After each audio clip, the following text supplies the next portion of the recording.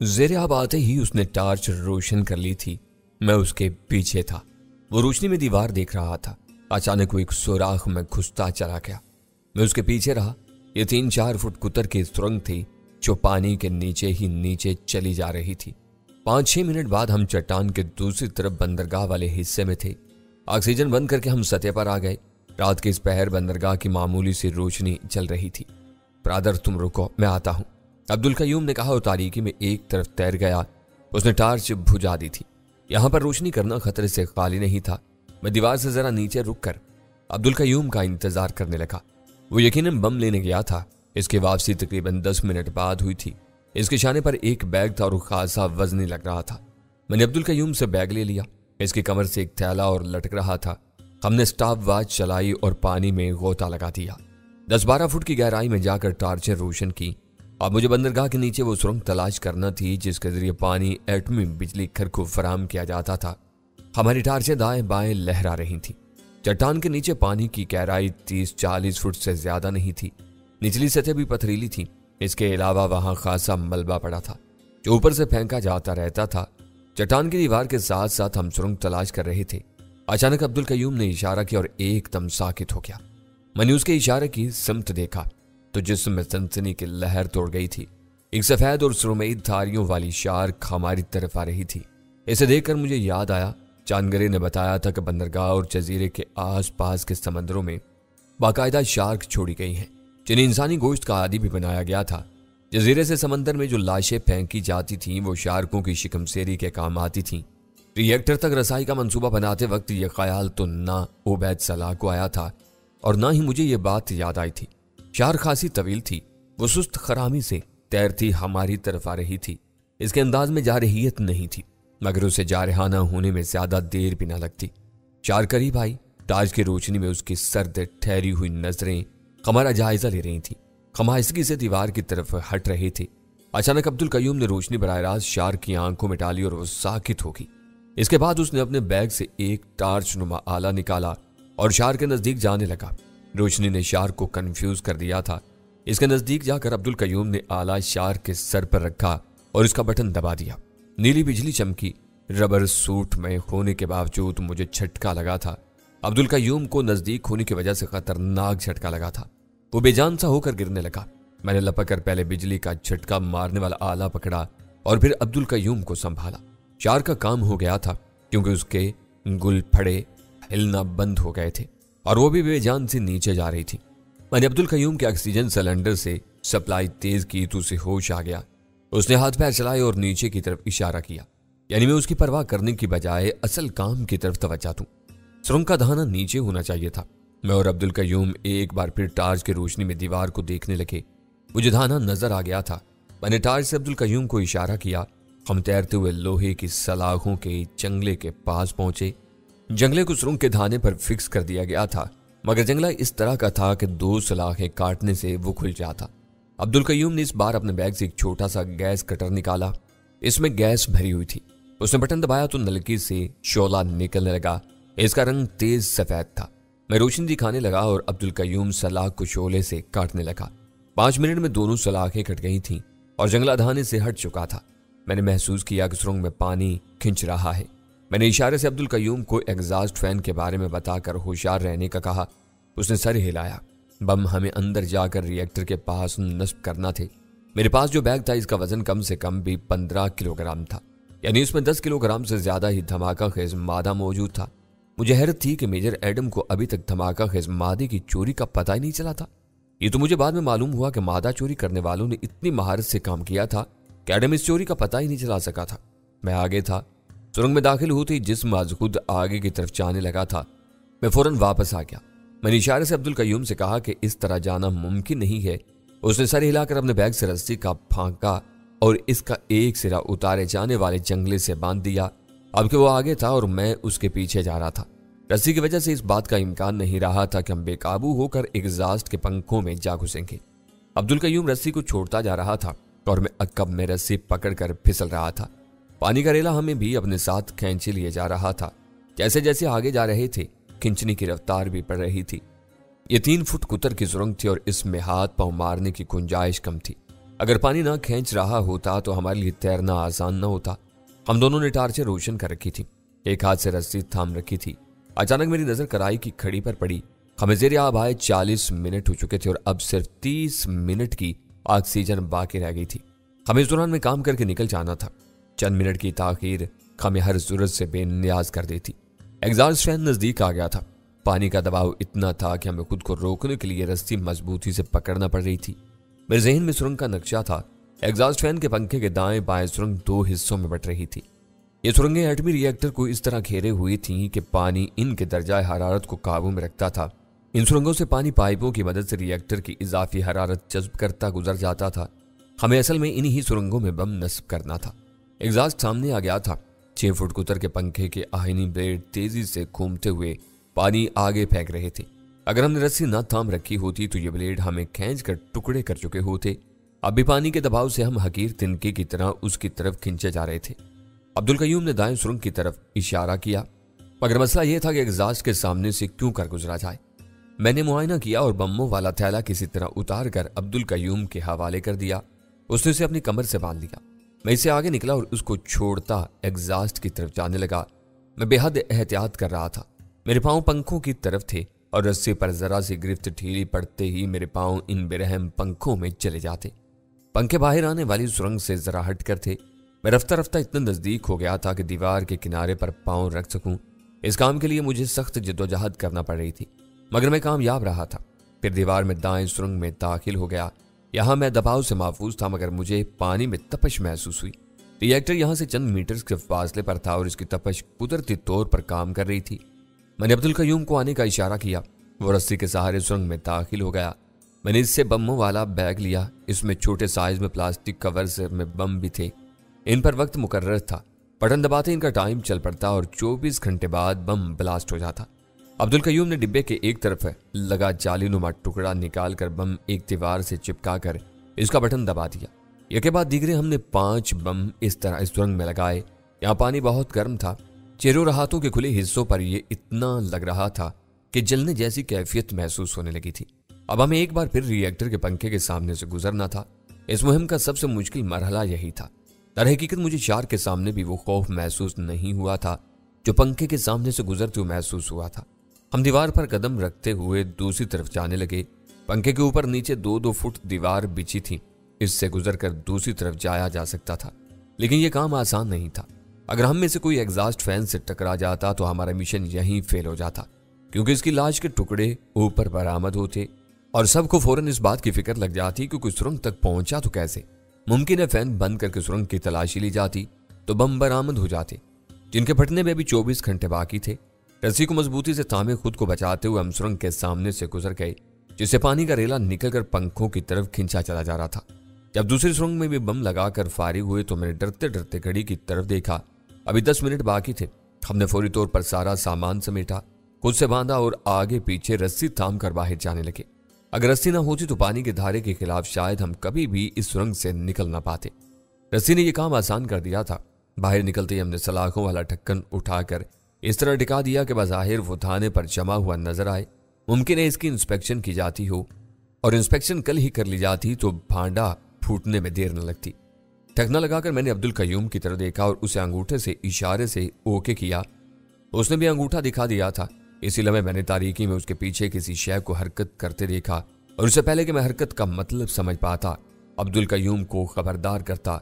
Shark का खुला हुआ खूनी जबड़ा नमूदार हुआ और उसने अब्दुल कयूम को कमर से गिरफ्त में ले लिया।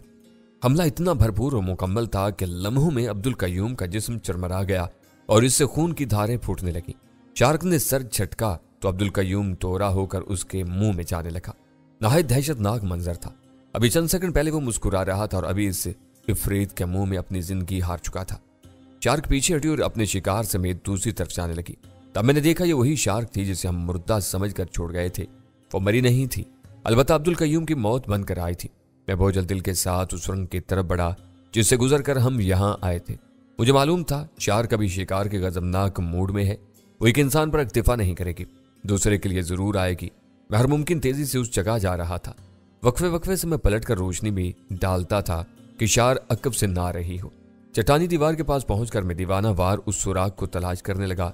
इसी असना में मेरी छठी इसने खबरदार किया मैंने बेसाख्ता कलाबाजी खाई और शार्क मेरे नीचे से निकल गई। वो इतनी तेजी से आई थी कि गजों आगे निकल गई। मैं दीवार की तरफ लपका, वहीं मैं शार्क के हमले से किसी कदर महफूज रह सकता था। मैं टार्च की रोशनी में उसे तलाश कर रहा था और साथ ही करंट मारने वाला आला भी निकाल लिया था। इसकी झलक मुझे आखिरी लम्हों में नजर आई जब वो नजदीक आ चुकी थी। टार्च वाला हाथ उसकी नाक पर रखकर मैंने खुद को उसके मोहलक दांतों से बचाया और करंट मारने वाला आला शार्क की खुली आंखों पर रखकर इसका बटन दबा दिया। मुझे भी करंट का शदीद झटका लगा था, मगर मैंने बटन से हाथ नहीं हटाया। मुझे मालूम है कि आंख दरअसल दिमाग ही का एक हिस्सा होती है। इस बार शार्क को दिमाग पर करंट लगा था और शायद वो सचमुच मर गई थी, क्योंकि एक बार तड़प कर वो साकित हो गई थी और मेरी हालत बुरी हो रही थी और दिल डूब सा रहा था। मुमकिन है मिशन की नाकामी का ख्याल न होता तो इस रोज में जिंदगी की जंग हार गया होता। मैंने बेपनाह कुव्वत इरादे से काम लेकर खुद को संभाला। मुझे एहसास था अगर शार्क मरकर कल सतह पर आ गई और इसे समंदर से निकालकर इसकी चीर पाड़ की गई तो उसके अंदर से अब्दुल कयूम की लाश मार ड्राइविंग सूट और दूसरी अशिया के निकल आएगी। मैंने शार्क की दुम से रस्सी बांधी और दूसरी तरफ उसे दीवार के साथ एक उबरे पत्थर से इस तरह बांध दिया कि रस्सी किसी सूरत निकले ना। इसीलिए में मुझे झटका लगा और मुंह में हवा आना बंद होगी। सिलेंडर खाली हो चुका था। मैंने उसे भी कमर से खोल दिया और खुद तैरता ऊपर की तरफ बढ़ा। सतह पर निकलकर मैंने चंद गहरे सांस ली और दोबारा नीचे आकर सुरंग तलाश करने लगा। मुझे बहर सूरज सुरंग के पार जाना था, क्योंकि इस हुलिये में डाक पर कदम रखते ही मैं निगरानों की न सही कैमरों की जद में जरूर आ जाता। चंद मिनट के अंदर मुझे गिरफ्तार कर लिया जाता। दूसरी बार सांस लेकर गोता लगाने पर मुझे सुरंग का थाना मिल गया था। वह स्कैन ऊपर पानी से निकला और ज्यादा से ज्यादा ऑक्सीजन अपने फेफड़ों में समोने लगा। अच्छी तरह सांस सीने में भरकर मैंने गोता लगाया और हर मुमकिन तेजी से सुरंग की तरफ बढ़ा और बिला झिझक उसके थाने में दाखिल हो गया। एक हाथ से टार्च थाम रखी थी और दूसरे हाथ से सुरंग की दीवार थाम कर खुद को आगे बढ़ा दिया था। इस तरह रफ्तार तेज थी, मगर साथ ही फेफड़ों में मौजूद हवा से ऑक्सीजन का उनसर खारिज हो रहा था और अंदर कार्बन डाइऑक्साइड भर रही थी। जब दबाव नाकाबिले बर्दाश्त होने लगता था तो मैं मुंह से थोड़ी हवा खारिज कर देता। रफ्ता रफ्ता सारी ही हवा मुंह से निकल गई थी और अब खाली फेफड़े ऑक्सीजन के लिए तड़प रहे थे। मैं अपनी आवाज बहाल रखने की कोशिश कर रहा था। मैं मुकम्मल तौर पर फिट नहीं था। आखिरी बार चेकअप में डॉक्टर ने 90% से एहतियाब करा दिया था। फिर मुझे 2 बार करंट लगा था और सबसे बढ़कर ऑक्सीजन की कमी। मुझे अब याद आता है तो ताज्जुब होता है कि मैंने उस वक्त किस तरह अपने हवास बरकरार रखे थे। मुझे नहीं याद कि किस वक्त सुरंग खत्म हुई और मैं पानी की सतह की तरफ लपका था। बस मुझे इतना याद था कि मैं हवा में दीवाना वार सांस ले रहा था। न जाने कब मेरे हवास पूरी तरह बहाल हुए और मैं हिम्मत करके किनारे तक आया। देर तक चट्टानों के दरमियान पड़ा रेस जीतने वाले घोड़े की तरह हाँपता रहा। फिर मैंने वक्त देखा, रात के 2 बज रहे थे, यानी हमारी मुहिम को 2 घंटे से ज्यादा गुजर चुके थे। अब्दुल कयूम का ख्याल आते ही मेरे दिल में निश्तर सा चुप गया था। मौतैन उस वक्त उसे झपट कर ले गई थी जब वो खुद को कामयाब तस्वुर कर रहा था। मैं उठा, बैग तलाश करके इसमें से अपने कपड़े निकाल कर पहने, बाकी सारा सामान बैगों में डाला।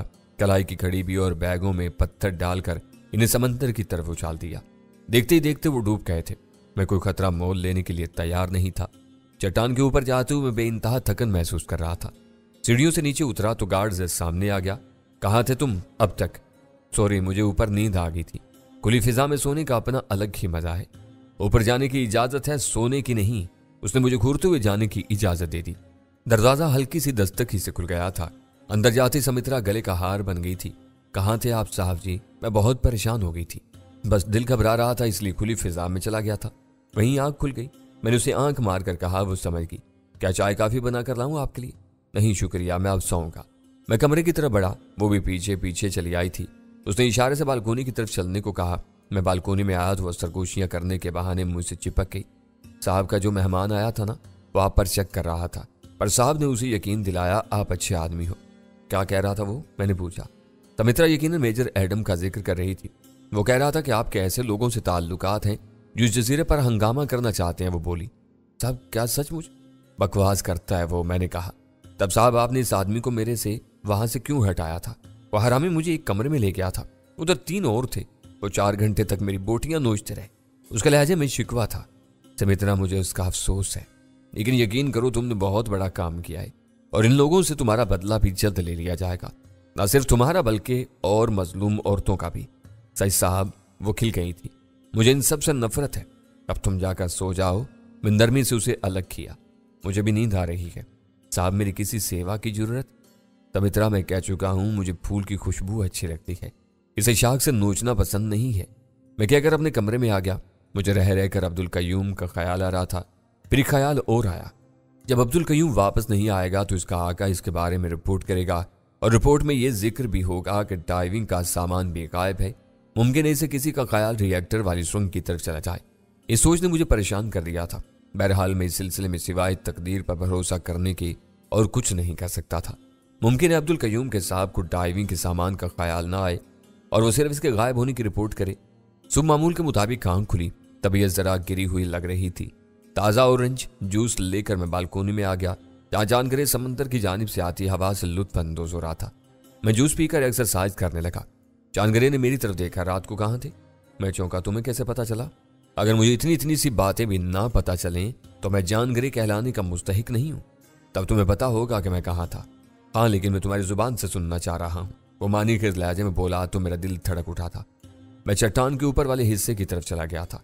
मुझे नींद नहीं आ रही थी। मैंने जवाब दिया, तुम गए जरूर थे मगर छत पर नहीं, कहीं और गए थे। उसने गौर से मुझे देखा। यूसुफ, किस चक्कर में हो तुम? मुझसे मत छुपाओ वरना नुकसान में रहोगे। मैं तुमसे कुछ नहीं छुपा रहा। मैंने लापरवाही से एक्सरसाइज जारी रखी। ये महज वहम है तुम्हारा। जजीरे पर अंदरूनी खाना जारी सरगर्मियों की रिपोर्ट मेजर एडम के पास है। वो भी तुम पर शुबा कर रहा था। वो सिर्फ शुबा कर सकता है। अगर उसके पास कोई सबूत होता तो वह अब तक मुझे अंदर कर चुका होता। वो मुझे खबरदार करके गया है कि तुम्हारी आज से कड़ी निगरानी की जाएगी। शौक से करे। मैं झुककर एक्सरसाइज में लग गया और फिर अंदर आकर नहाया। समित्रा ने नाश्ता लगा दिया था। मेरी पसंद के मुताबिक दूध, कारण फ्लेक्स, उबले हुए अंडे और सेब का जूस था। जानगरे हस्मे मामूल भुने हुए गुर्दे और चांपे खा रहा था। इसका जिस्म जो अफ्रीका में छरीरा हो गया था, एक बार फिर मोटापे की तरफ मायल था। वो अपने पुराने मामूल यानी शराब, शबाब और कबाब पर वापस आ गया था। नाश्ते के बाद वो दफ्तर चला गया और उसके जाने के बाद मैंने समित्रा से कहा, आज शाम को तैयार रहना, मैं तुम्हें सैर कराने और मुकाबला दिखाने के लिए ले जाऊंगा। क्या ख्याल है? सच? वो खिल उठी थी। मैं तैयार रहूंगी। क्या पहनूं साहब? तुम हर लिबास में अच्छी लगती हो। और दूसरे, मेरा नाम यूसुफ है। यूसुफ? वो दिलीप कुमार वाला? हाँ, वही यूसुफ। तुम 6 बजे तक तैयार रहना। खाना भी हम बाहर खाएंगे। पर मैंने ग्रेस साहब से इजाजत नहीं ली है। वो फिक्रमंद हो गई। रात को घर आए और मुझे ना पाया तो नाराज होंगे। मुझे बस जाने दें। फिक्र न करो, वो आज रात इस तरफ नहीं आएंगे। मैंने उसे इत्मीनान दिलाया। अगरचे मेरा जानगरी को खबरदार करने का कोई इरादा नहीं था, लेकिन मेरे अंदर कहीं दबी दबी सी ख्वाहिश थी कि इस तरफ वो ना आए। जिम्नाजियम पहुंचकर मैंने ज्यूरियल को तलाश किया और उसे एक तरफ ले जाकर इशारों में पूछा कि क्या उसे आज रात के लिए हदायत मिल गई हैं। उसने असबात में सर हिलाकर इशारे से बताया कि उसे हदायत भी मिल गई हैं और असलहा भी। मुतमईन होकर मैं अपने काम में लग गया। एडम ने मुझे बताया था कि आज रात एवल का मुकाबला अहमद बर्बरी से होगा। मैं दुआ कर रहा था कि यह मुकाबला 12 बजे तक हो, क्योंकि इसके बाद हंगामा आराई शुरू हो जाती और अहमद के खिलाफ की जाने वाली साजिश नाकाम रहती। मुझे 1% भी शुबा नहीं था कि अहमद के खिलाफ साजिश होगी और उसे एवल के हाथों मरवाने की हर मुमकिन कोशिश की जाएगी। लंच के वक्फे में ज्यूरियल ने रेस्टोरेंट की तरफ जाते हुए मुझे निस्बतन तफसील से बताया। इसने 4 अफराद और तलाश कर लिए थे। वो सब काले थे और उसका साथ देने के लिए तैयार थे। मैंने ज्यूरियल को खबरदार किया, बेशक वो तुम्हारे हम नस्ल हैं, लेकिन इस बारे में इन्हें एक लफ्ज भी मत बताना और ना ही इन्हें असलहा देना। तुमने किससे रब्ता किया था? असले में क्या दिया गया है? 2 अदद खुदकार राइफलें और इनके मैगजीन्स हैं, उसने बताया। इसके अलावा एक रिपीटर और चंद अदद बम है। हंगामा होते सबसे पहले असलहा खाना पर हमला होगा ताकि असलहा हासिल किया जा सके। मैं भी अपने साथियों को लेकर इस तरफ जाऊंगा।